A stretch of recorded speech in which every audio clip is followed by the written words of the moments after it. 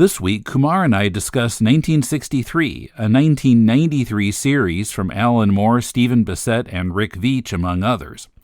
The series both pays homage to and parodies 1960s Marvel comics, mimicking the comics while it uses bullpen bulletins and letters pages to take shots at Stan Lee and Marvel's treatment of artists in that era. Is it understandable to the casual comics reader? And why is the series not currently in print? We hope you'll spread the word about Deconstructing Comics, tell your friends about us, share episodes on social media, and also send us suggestions for topics we could cover. Email us at mail@deconstructingcomics.com.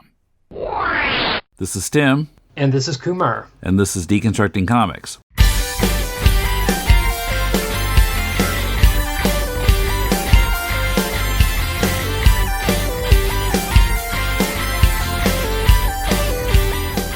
Welcome to Deconstructing Comics. This is Tim in Tokyo, and Kumar is in Melbourne. Hello.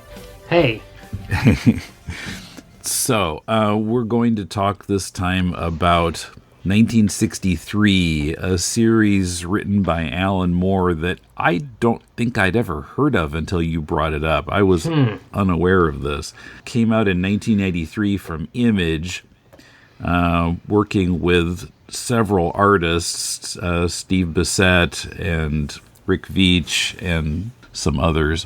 Dave Gibbons inking a few issues. Yeah, and John Totleben, yep. And Don Simpson doing letters. I think Chester Brown was doing some I saw his on one name. of them or something. Yeah. Mm-hmm. And basically, I guess you could say it's a love letter to Silver Age Marvel, but not to Stan Lee. Yeah, that's very accurate. I think it's a love letter to the kinds of stories they were producing and maybe the artists, but not the way that they were produced.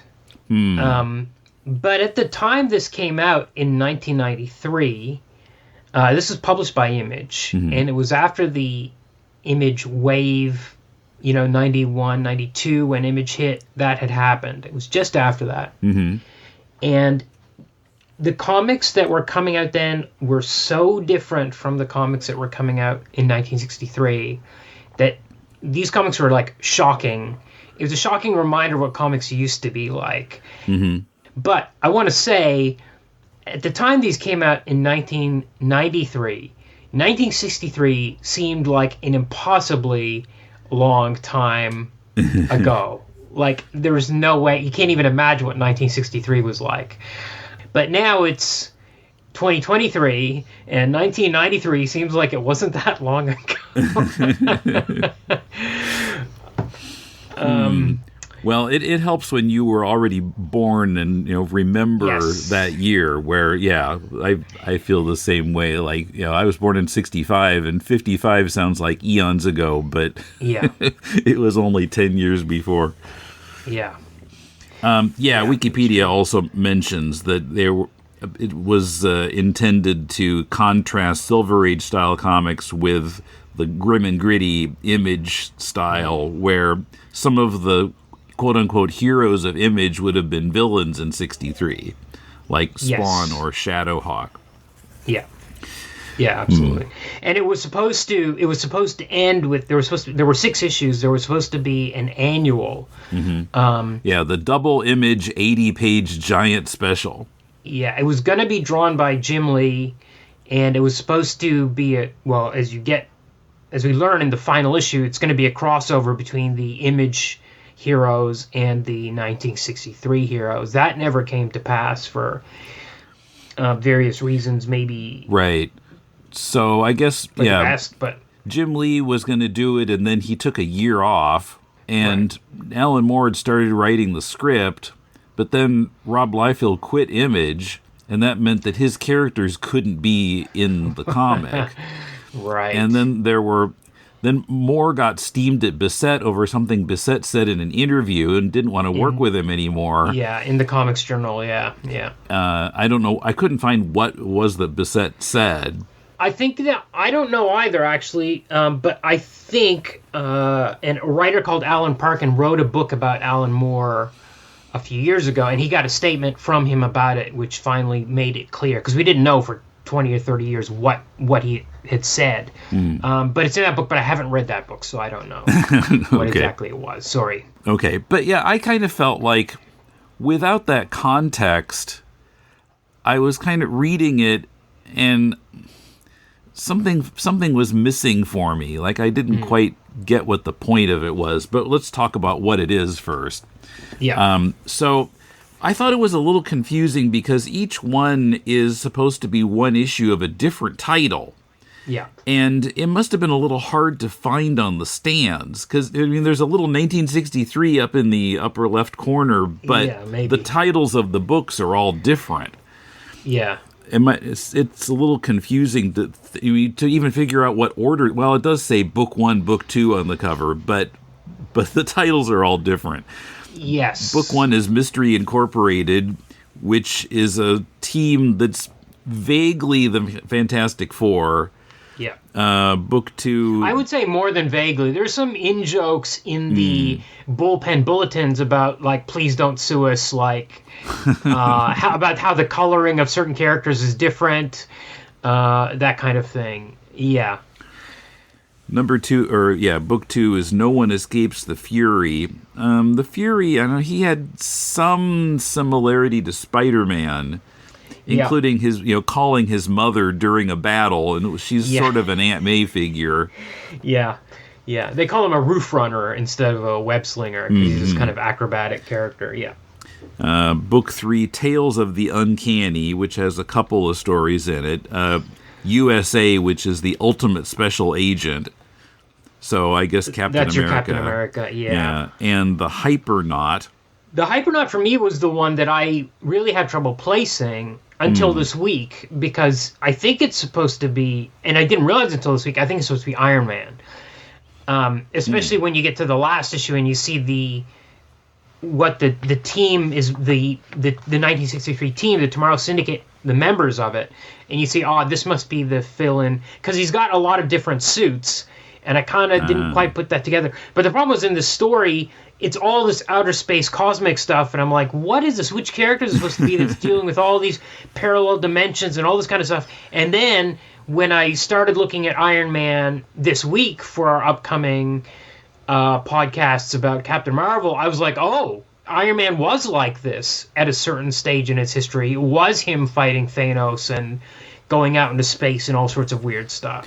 Yeah, so then book 4, another anthology book, Tales from Beyond, with the unbelievable N-Man, and of course N is nuclear. It seems kind of like the Hulk. Yeah, I think so. Smarter, even maybe early Hulk was a bit smarter too, but he's kind of like angry a bit. But he's red, he's not green. That's the... Yeah. And Johnny Beyond, which, I don't know, Doctor Strange? It's Doctor Strange. It's it's actually my favorite... Hepcat. Yeah, I thought that was the best story, because like some of the stories I felt like, is there a point in reading this? Because the other installments of the story don't exist. And I mean, the stories don't really cross over with each other. There's not really I didn't feel like there was really a point to the stories. It was just, imitating 60s Marvel. But yeah, Johnny Beyond, it has a beginning and an end, and it's got time travel in it, and that was kind of interesting. Book 5 is Horus, Lord of Light. So he's an Egyptian god, so Thor. He's your Thor. And I don't know, it's the longest story, and I found it kind of tiresome to read with it's not Thor speak, it's Horus speak, but that kind of highfalutin language. Yeah, Thor is tiring too, if you full issue of Thor for sure. Yeah, especially 60s Thor. Yeah. And book 6 is the Tomorrow Syndicate, so it's kind of Avengers. It's a team up of some of the heroes that we've already seen. Yeah. Yeah. But I think one of the things you're kind of getting at is these comics were not intended to get new kids into reading old-fashioned comics. No. Which I want to say, this is a bit of a contrast to... So after Watchmen and V for Vendetta, Alan Moore spent a lot of years trying to undo the influence of those comics and Dark Knight Returns. He was like, let's go back to the simple, fun stuff. And he did this series, and he did Supreme. And he launched the ABC line with Tom Strong and titles like that, which are supposed to be more old-fashioned, plain fun comics. But I would say... Top 10. I would say especially Tom Strong is a comic that anybody could get in on, whereas this is specifically trying to target people who know what those comics were like. Because it's not just a homage to those comics, it's a parody of those comics. Especially every woman in all 6 titles is man crazy. They're always like, oh, he's so gorgeous. Whenever there's some guy that she's always obsessed with. Well, it's exactly like 60s Wasp. Yes.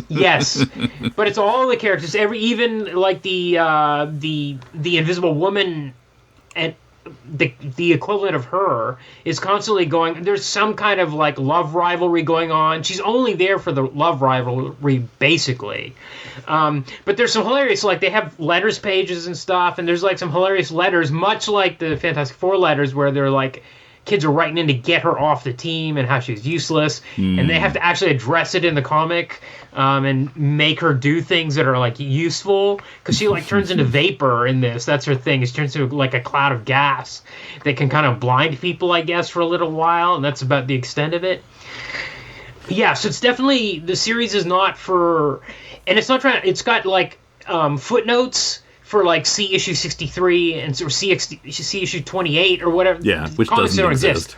Yeah, so it's not trying to get new people in there reading a new title that is old-fashioned. It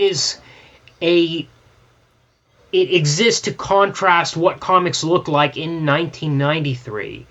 And especially once Marvel and DC started copying the Image style, and their books, especially Marvel books, we were all drawn by Liefeld ripoff artists. The whole landscape was starting to look that way, and this comic is really just trying to. It was for people that were reading those books. It was not for new people in the comic shop looking for something new to read.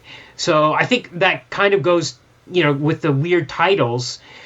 I think people would know what the next 1963 issue is, or where to look for the 1963 logo in the corner, and know to look for this book. I think it was for people who are in the know, not for people buying it off a spinner rack in a convenience store. No. Where it wouldn't be available in the first place. Yeah. Right. Yeah, so there are letters pages. And I assumed that Moore wrote all the letters. There's one letter that's attributed to Neil Gaiman. I think there's a couple letters that might be real. A few, yeah, but or at sometimes least not written by Moore. Yeah, maybe they asked. I think the letters pages were actually done by Bissette and Vietch. I think. I seem to recall hearing that somewhere. Don't quote me on it, but I think those pages in particular. But there are some funny bits where, like, a person will write a letter, and then the response will say, "Well, since you're a made-up reader, blah blah blah." Like they'll respond like completely openly about the fact that the letter is made up. Right, and then there's also a Bullpen Bulletins type page with affable Al Moore. Yeah. And I thought it was interesting. And the 1963 sweatshop. Yeah, sweatshop. Boy, that's a pointed word to use rather than the bullpen. I thought it was interesting that all of the creative team, they use their real names in those notes, but they're sort of different characters. But then at the same time, they'll also pitch their real-life books that were coming out in 1993. Yeah. So it kind of tries to have it both ways. Like, it's 1963, but it's not 1963. It's not. Yes, exactly. It's a weird nether realm. Absolutely. It's like, when is this taking place? And some of the fake letters are about that. Like, I can't find issue 28. How do I get this? The news vendor said it won't be available for 30 years or something. Like there's stuff like that in the letters. Well, they are trying. I love the Dave Gibbons character who procures women for Affable Al, and apparently is blackmailing him sometimes. Like, he has this information that he's holding over his head about these prostitutes. Right. Yeah. Well, I mean, affable Al Moore is a horrible person. Yeah. And very conceited and, in trouble with the law, apparently, for several different things. But that information is delivered in the Stan Lee alliterative style that makes it all sound cool. Yeah, almost over alliteration to the my gosh. to the point of like this person has mental health problems, like and sometimes he'll spell words incorrectly just to get the alliteration in there, like he'll change the C to a K or something like that just so he can fit it in. Boy, I wanted to find a good example here. So, responding to a letter, you said a shovelful, Sahib. How about we compromise on your 2 requests by having Queep, that's that monkey, date Sky Solo for a couple of months. Seriously, though, what do the rest of the seething sea of 63-ites out there think of Ron's suggestions? Should USA and Lady from Laser tie the knot and raise a little initials? Should our multi-faced monkey-like mammal be made into a munchie for Molamoth? Only you can decide, devoted ones. Yeah. I mean, I think Moore's main tool for writing this was a thesaurus. Yeah, he claims, though, I saw an interview where he said thesaurus is cheating, so I don't know that he necessarily would have used the thesaurus. It actually reminded me of, there's an issue of Promethea where at the bottom of each page he has Scrabble letters with Promethea on it, and in each page he changes into a different anagram of the word Promethea. And apparently in an interview with Eddie Campbell, he said that he didn't know if he'd be able to do it when he started the issue. So he just started writing the issue, and then he was just hoping he could come up with 24 or 22 of these anagrams before he got to the end. Yikes. So it's quite possible he just sat down and wrote these. I'm trying to find the one where he actually started making up words. Is it this one? No more will you wait, wincing with wonderment for my world-weary yet wacky words of wisdom and wit to wipe away your worries and wave aside your woes. No, it's not that one. There is definitely one around here, though, which I might have...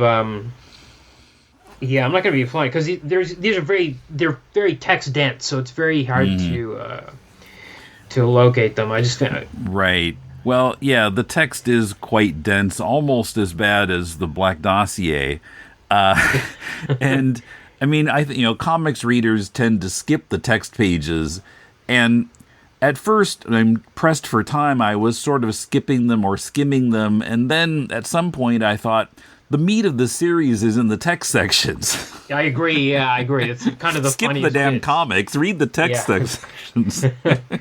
Yeah.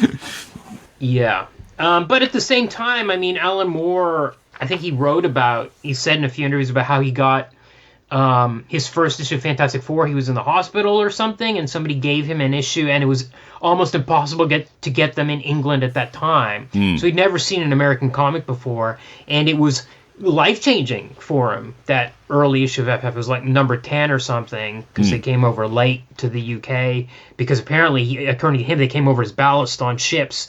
So you're very lucky to get an issue, and he got one.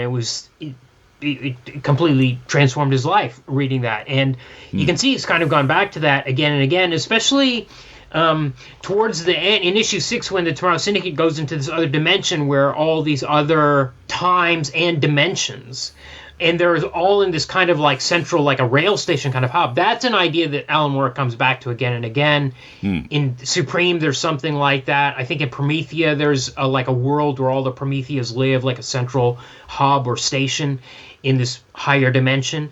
But there's some DC-ish kind of stuff in there, especially meeting old teams and stuff like that. That's more of a DC thing than a Marvel thing. Like to meet the old Justice Society strikes me as more. I don't remember Marvel doing it that much, where like they would meet the old Human Torch or something like that. So he's kind of putting all that stuff in there. So I think that comics, like we said right at the top, the comics are really worshipful of Kirby and Ditko. And then the letters pages and the bullpen pages, the sweatshop pages, are really ridiculing Stan Lee, especially. Right, and making fun of, among other things, his tendency to make it sound like he created the Marvel Universe single-handedly. Yes. And, putting out, the origin books that came out in the 70s or whenever it was, and where I don't recall that I ever actually read those books, but yeah, I guess it's all like, I did this and I did that. Yeah, and there's a bit where I'm going to try to find where he talks about improving the dialogue of the writers that come in. Oh, I don't want to spend too long looking for it. But there's a hilarious point where he talks about like how the artist comes in and they've written the dialogue and it's no good, so Affable Al rewrites it, but he's barely like the changes are not good. Like the dialogue is like worse. In it, let me see if I can find it.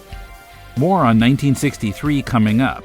But first, a reminder to join us for 20th Century TV and music trivia quiz videos and more on our Patreon page.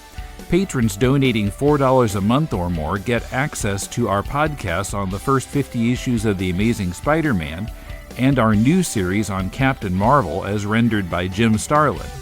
But the only way to hear the podcast is to join us at patreon.com/deconcomics for at least $4 a month. We look forward to hearing from you. Edward and Alphonse Elric, as a result of attempting the forbidden act of resurrecting their mother with alchemy, have paid the price.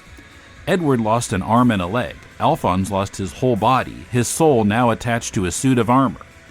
Together they search for a way to make their bodies complete again and uncover a deadly plot by their country's military rulers.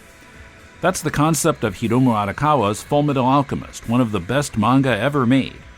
Tim and Patrick are rereading Arakawa's masterwork in search of interesting sound effects, translation errors, goofy humor, and, oh yeah, a great story. The podcast is The Law of Equivalent Exchange, a chapter-by-chapter look at the manga Fullmetal Alchemist. New episodes every other Monday, wherever podcasts are found. What are you willing to exchange? Another swipe. So in the letters page of Tales of the Uncanny, there's a letter writer, Michael Uslan. Okay, yeah. Who has numbered questions. And question number 2 is, do you have tours of your office where you cut up chunks of original art and give them to visitors like your degraded competition does? And of course, degraded competition is capital D, capital C. Yeah. Yeah. Yeah, and then the reply is that no, we shred the art or something like that. Yeah, his answer, number 2, we sure do, Delirious One. In fact, we go one better than our definitely clueless rivals by putting whole pages of original art by Roarin' Rick and Sturdy Steve into the paper shredder so that every visitor to these hallowed halls can take home their own special piece of commemorative confetti. Yeah. I found a bit about rewriting the dialogue. I fondly remember working with all-time greats like Ed the Emperor Evans, which was an incredible learning experience, at least for Ed. He often expressed his amazement at my scripts. I'd hand him a manuscript that said, maybe something about space monster, big fight, good guys win, and he'd say, I don't believe it, in hushed tones, almost underneath his breath. Then he'd take it away and tidy up a few loose ends, like character concept, plot, handle breakdowns, and suggested dialogue, returning it to its affable author for that final filigree of finely fashioned phraseology for which I am fairly famed. Lackluster lines such as, look out, he's got the cosmic key, were replaced by writing such as, look out, he hath got the cardiac convulsion-causing cosmic key. So did you want to go through them? Were there any that you liked more than the others, or? Well, I had a chance to read each story once, and yeah, like I said, I liked the Doctor Strange ripoff. Yeah, that was really good because not hipster, I should say, the beatnik dialogue is so hilarious, like relentless. And then this woman comes from 1993 and she's unintelligible too. Yeah, Johnny Beyond, I should say, is the title. Yes, Johnny Beyond, in Flipsville. This one's actually penciled by Jim Valentino. And there's she said, yeah, so this woman from 93 shows up, and she's like, I diarized to interface with my aerobics instructor at somewhere called the laundry. Of course, none of this is intelligible to Johnny Beyond in 1963, and it's hardly intelligible to me. I was like, diarized to interface with my aerobics instructor? And then he says, I think I dig your gig. The joint you're jumping for is down here. And she says, thanks. Initially, I thought you were a substance abuse survivor. I'm in a very judgmental space right now. Oh, yeah. And his whole thing is he's not Tibetan. Where did he get his powers from? It was something else. Oh, it is Tibetan. Because he has his that form, he has this ectoplasmic form, which is like Doctor Strange's astral form. Astral form, yeah. This one was so good. Really great. And he gets stuck in some sort of other dimension at the end, and it seems like I thought they were going to meet up with him again in the final crossover issue, and he didn't pop back up. I was a bit surprised by that, actually. Yeah. In terms of bare plot. Yeah, but I thought that was really, a complete story, and one that was interesting to read in spite of all the other things that are kind of going into this book. Some of the others just kind of felt like it was so self-consciously, parroting 60s comics that the story itself didn't seem to matter all that much, or at least that was how I felt about it. Well, that's like I said, this isn't there for new readers, it's there for the contrast. Like, I actually loved the Fury stuff, right, where he's out on recess, like he's doing this during recess, and then he has to call his mom, and all that stuff was really, it was like a funny take on the Spider-Man stuff, I thought. Mm-hmm. But there's another hallmark of the Alan Moore stuff is there's at least two time travel things happening. In the Mystery Incorporated one, which is the Fantastic Four one, this guy shows up who's seems to be walking backwards. Yeah, that was interesting. Yeah, and then, as you mentioned, there's the time travel stuff in Tales from Beyond, and I think there's something time travel in almost everything Alan Moore has ever written. Like, I've seriously thought about and tried to think about which... Maybe Swamp Thing doesn't have any time travel, but almost everything else does at some stage, has non-linear time in some form or other. And another thing I've noticed is quite often there will be a person with more knowledge taking a person with less knowledge on a tour, which is what happens on the Horus issue, where they go to different points and they explain what each point is. And that comes up again and again. It's in Promethea, it's in From Hell.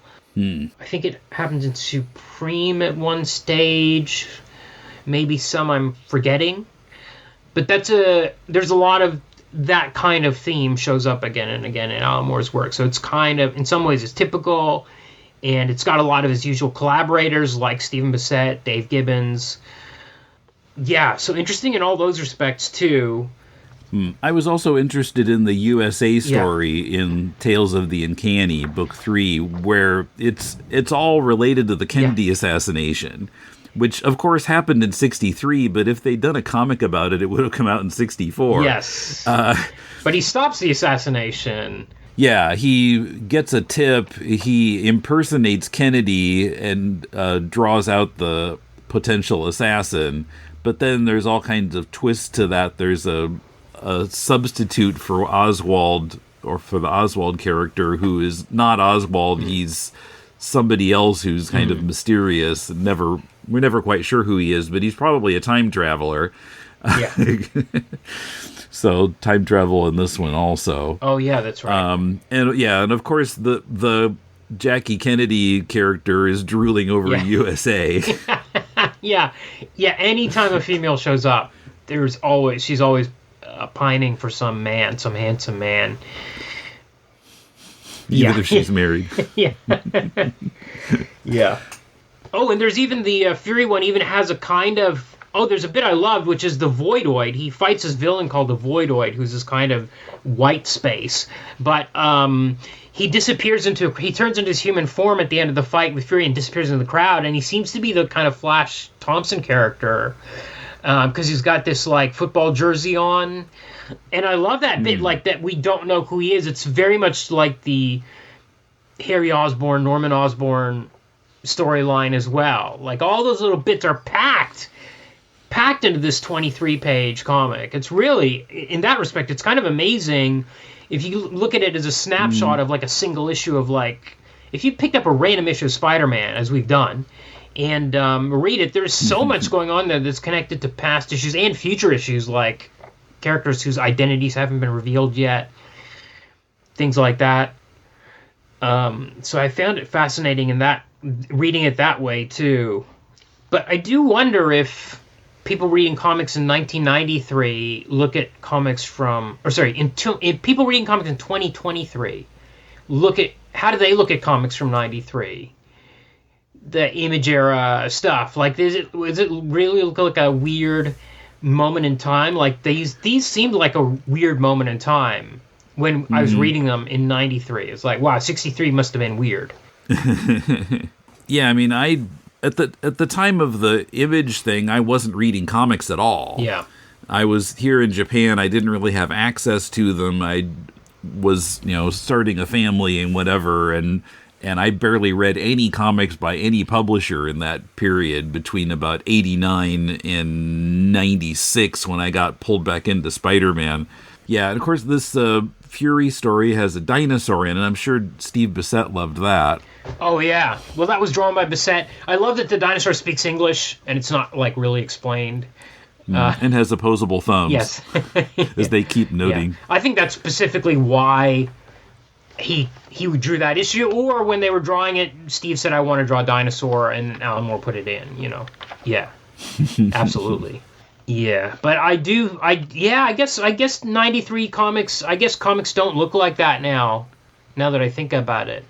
I think we're in another era. Yeah, well, I think the grim and gritty has kind of passed. I mean, There are still some books that are dark like that, but yeah, it's not the same. Yeah, and I mean, even the art style with like the over-hatching, the Liefeld used to do the cross-hatching that was just like way too dense. That's like something you don't see anymore. The art's become simplified again, or not simplified, but cleaner, let's say. Yeah. I have to say Moore did a good job on sort of imitating the kind of dialogue that you'd see in those comics. Like somebody gets angry and says, that tears it. Yeah. Yeah. That's really good. And I think the artist too, I mean, Rick Veitch was also worked on Alan Moore Supreme, drawing Silver Age Superman type comics in Supreme. And here he channels Kirby especially. And I think it's pretty good. I mean, it doesn't look like Kirby, but certainly the approach to the art, like this 6th issue when they're flying around through like all these different dimensions and stuff, kind of does look like the Fourth World stuff quite a bit, and the giant faces and stuff like that, all that kind of stuff happening. That one also has a Kennedy reference in it. Yes. And I'm trying to find where that was. I think it was in book 6. There was a scene where you could see a character who was clearly Superman. Yes, that's in 6. Yeah, at the hub. Here it is. Yeah. Yeah, and he's holding a death certificate. So I assume this is a reference to the death of Superman. Oh yeah, it must be. Yeah. Around that time. Yeah, it must be. Yeah, and this is, as you were talking about, that kind of central hub station of time. Alternity, the lobby of Alternity. It's a sort of clearinghouse between realities, is what one character says. Between realities. Yeah, okay. But yeah, I mean, you can't see the logo on his chest because the death certificate's in the way. You can't completely see his face, but it's clearly the Superman costume. Yeah. And yeah, I don't remember who this character is, but I see he looks kind of like Guardian from Alpha Flight. Oh, right. Okay. The red and white costume. Yeah. Okay, Is that Inframan? Yes, he's the Shrinker, right? He's the Ant-Man. Oh, wait a second. Is that right? Is that Inframan, or is this somebody else? That's somebody in the... Oh, no, the Blur. Oh, the Blur. Okay, yes, right. I'm the Blur of Earth Alpha, by the way. This is Blur Boy, and it's hard to say Blur Boy. Blur Boy. And the Blur of Earth Beta. Oh, they must be like flashes, I think. Okay, yeah, that makes sense. Yeah. But yeah, that feels pretty DC. Yes. Yeah, lots of stuff in that... that Blur of Earth Beta, come on. Yeah, very much. So, whoa, we haven't talked... There's also the fake ads, like Shamed by You English. These are all really great, too, on the back. Yeah, some of them I kind of felt like I wasn't in on the joke, but some of them, there's a Sea Monkeys parody. Soil Monkeys. We're still seeing those ads in the 70s. Yeah. Yes. Yeah, those are all really great, too. The series was such a complete... Each issue was kind of a complete package. At the time, I bought and read these when they came out.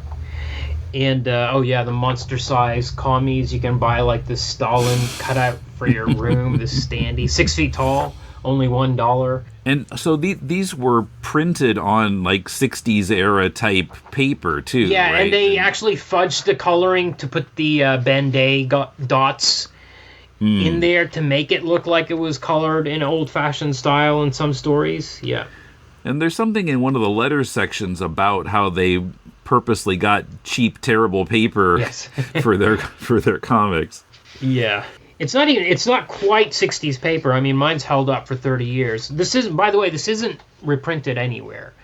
Right, yeah, because of all the disputes about it. Yes. It hasn't come out as a collection, and Bissette has said that it probably won't within his lifetime. No, and also, and everybody owns different pieces of it. Like Alan Moore owns pieces, Vietch, Bissette own pieces. Don Simpson put out his own bootleg, just in the past year, put out this kind of bootleg 1963 comic featuring, I don't know which characters, I haven't read it, but it was kind of people were talking about it when it came out as, like, what is this weird thing that he did? He wasn't even an artist. Maybe he inked a story or two. Oh, yeah, he inked this one. I'm looking at the USA story. So I don't know how much he owes of it or what he got permission to do. Oh, I love the, by the way, just flipping through it, I have to interject and say, I love the Red Skull character who's what was he called? The Crimson Brain? The Red Brain? The Red Brain, yes. Yeah, and how he used He's entirely brain. His whole body is brain. Yeah. Yeah, and how he leaves clues where he left a Crimson Brian or something was the clue he left at the crime scene. Or Brian Ruby. Yeah. And that's how... Yeah, related to Jack Ruby. Yes! Yeah, that was so good. That was really so good. Something that I notice when I'm reading Alan Moore comics where the characters are American is that sometimes, like, British expressions creep in. Okay. Like, one I noticed, I think it was in The Fury, was where he says, thinking about it rather than come to think of it. Which an American would more likely say. Just kind of British idioms sneak in. And, this is Image, so there's no editor, right? So yeah, you think, but if I'd been editing, I would have you think one of the artists or letters would have picked up on that. That's funny. I didn't notice that one. But I remember there are a few instances of that in Watchmen, too. Okay. I don't remember those in... Well, and in fact, another thing about Watchmen, though, I think that Herm is not meant to be a uniquely Rorschach expression, right? I think in British comics you might see other people saying Herm. It's just kind of like, isn't it? I don't think so. I think that's one of those things where Alan Moore sometimes with some characters will, if they have a different way of speaking, will try to phoneticize it. And I think he was trying to get the voice of Rorschach under the mask. Okay. I see. Yeah, that was my take on that. Okay, I just feel like I've seen it someplace else outside of Watchmen, but... Oh, okay. Herm. I'm just flipping through them, and I noticed another thing I want to point out. This is in the sweatshop of the first issue, and it says it's the Did You Know department. So they've got a little sidebar, which is Did You Know department. You all know You all know cheerful Chester Brown as the infinitely incredible inker on the heart-halting Hypernaut series. But did you know that Chirpy Chess is also an award-winning artist and writer? That's right, Traveler. Our very own Dean of Delineation picked up a couple of hugely heralded Harvey Awards for his sensational solo series Yummy Fur, as published by Canada's Drawn and Quarterly, the same crazy Canucks who produced Peep Show, Palookaville, Dirty Plot, and a whole mess of other mixed-up masterpieces that some of you older 63ites out there might enjoy. So there's no way somebody like a kid reading this would go for Chester Brown's Yummy Fur. Like, it's very much, this is like it's like a club, this comic book. It's like a little club for people that are in on the joke. Right. Yes. And are people that read indie comics that would buy a superhero comic, this would be it, because it's like a parody. Mm-hmm. If you know what I mean. Yeah. Right. Yeah, it's definitely for a select audience that knows all about this stuff already. Yeah. I mean, if you never saw a 60s comic or 70s comic, you wouldn't get the ad parodies at all, for one thing. No, that's right. Yeah, that's right. Let alone the bullpen bulletins and the letters page. Yeah. Banish clear skin forever. There's this acne ad to nurture banish pimples. Clear skin. Yes. Yeah, but I really felt we had to cover it in 1993, because when I thought about that this year is 1993, it's been 30 years since this thing. 30 years. 2023. Yeah. Oh, yes. Now. I keep getting it wrong, see? Oh, you're time traveling like 5 yourself. times in this episode. Kumar is time traveling, folks. Yeah. I mean, now we're looking at a comic that's looking back at comics from 60 years ago. Yikes. And I really wonder, in 30 years, what are the comics... I mean, what's the 1963 of the 2023 comic going to be? 30 years from now, what are they going to think were... What was the distillation of what comics are like now? Because you really can't see it when you're inside of it. No. Yeah. Yeah, I mean, I can't really... I don't know that there's a particular vibe to 2023 comics. I mean, I think there's a wider variety of types of comics available now than there was 60 years ago. That's true. I think if you were looking at the big two, though, there would definitely be like a movie influence in terms of like the quote-unquote synergy, corporate synergy with the movies, where you're trying to make everything look slick like it looks like the movies or something like that. And look kind of like the actors. Yes, yeah. Even if you have to change their race to do it. Yeah, yeah, something like that I think would be the prevailing thing. But I think this is, it's another thing that Moore has gone back to time and again, is at that era, the Silver Age DC and Marvel Comics had explosive imagination. Even if they were dumb, even if they didn't make sense, there were the ideas you're getting bombarded by ideas nonstop, new ideas. And I get that here too. Like even in the Horus issue, which is, as you said, is the hardest read, every page they're going to another stop on this journey through this 12-hour night. And it's like there's a new thing there. There's new creatures. It's just constantly, you're just getting waves of this stuff hitting you. And I think he did capture that feeling of the creative energy of Kirby and Ditko at that time. Who was drawing Iron Man back then? In the beginning. I don't know. Did Kirby draw it? Not for very long, if he did. I don't know. I want to say maybe Don Heck or somebody. That's what I thought too.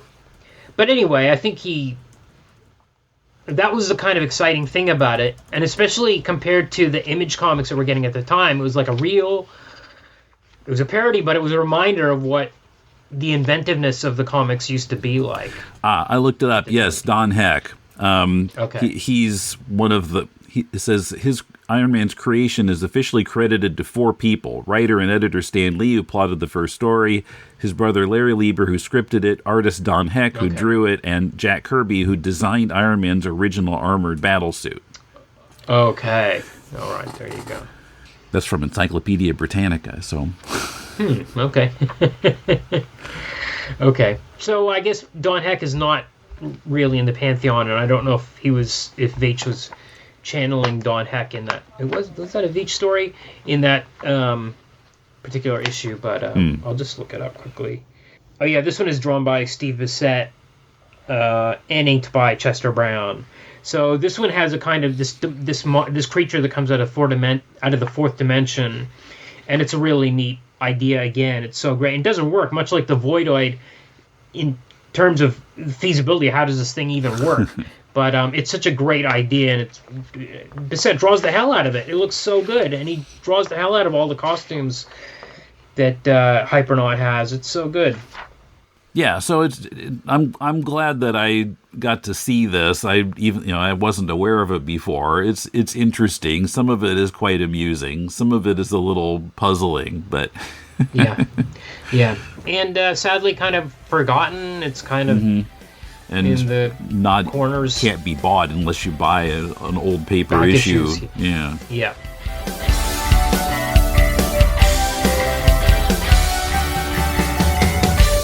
Alan Moore's 1963 is available as back issues on various websites. If you're enjoying our comics discussion every week, consider supporting this podcast by joining us on Patreon at patreon.com/deconcomics. And go to deconstructingcomics.com to connect to us on Twitter, Facebook, or YouTube, to shop on Amazon to support the show, and to find links to subscribe to the podcast. You can comment on any episode there, or drop us a line at mail@deconstructingcomics.com. That's also the address for submitting your own comics work for possible inclusion on our spin-off podcast, Critiquing Comics. Our theme is by J.B. Anderton. Lately, life has been kind of overwhelming, so flashback episodes are on tap for the next 2 weeks. A set of reviews from 2011 that we call Justifiable Homicide? Part 1 is on Mike Barron and Steve Rude's 1980s series Nexus, the story of a far future in which a man kills mass murderers not out of revenge, but because he feels forced to in self-defense. My brother Paul joins me to review. Till then, this is Tim, and thanks for listening to Deconstructing Comics.